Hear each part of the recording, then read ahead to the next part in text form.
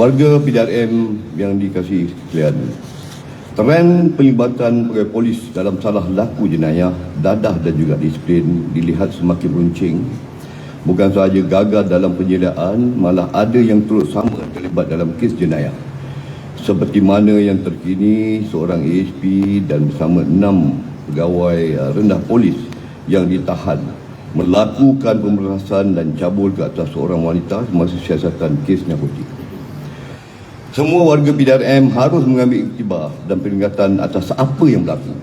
Kepimpinan di semua peringkat perlu memastikan aspek penyelidikan melibatkan semua pegawai polis di bawah seliaan masing-masing dilaksanakan dan dipantau. Tindakan sewajarnya harus diambil terhadap mana-mana pegawai polis yang didapati melanggar peraturan dan disiplin yang telah ditetapkan.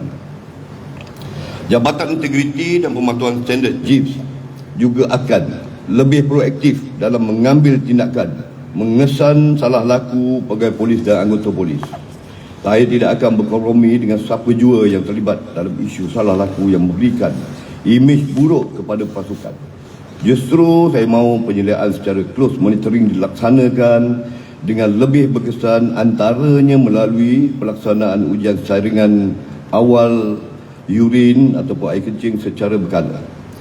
Selain itu, penyelia perlu memantau pegawai yang dikesan memiliki gaya hidup mewah melebihi kemampuan. Tindakan tegas harus diambil mengikut peraturan ataupun peruntukan undang-undang yang sedia ada sekiranya terkesan penglibatan dalam gejala rasuah, penyalahgunaan dadah maupun lain-lain kesalahan yang berkaitan. Kebincangan yang berlaku ini tidak harus dipandang remeh, malah perlu dijadikan iktibar dan pastikan tidak berulang lagi.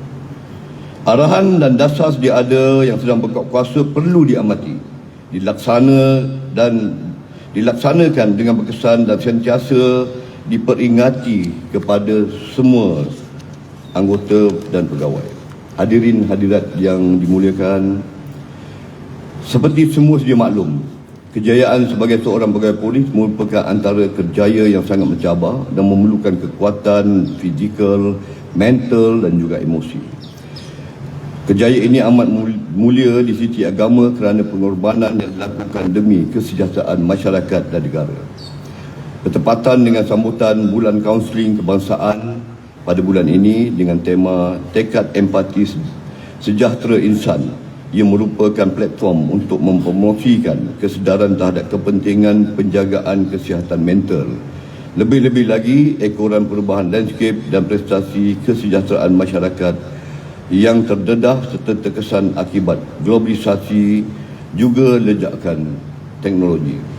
Bulan ini dipilih selaras dengan Hari Kesihatan Mental Sedunia yang disambut pada 10 Oktober setiap tahun.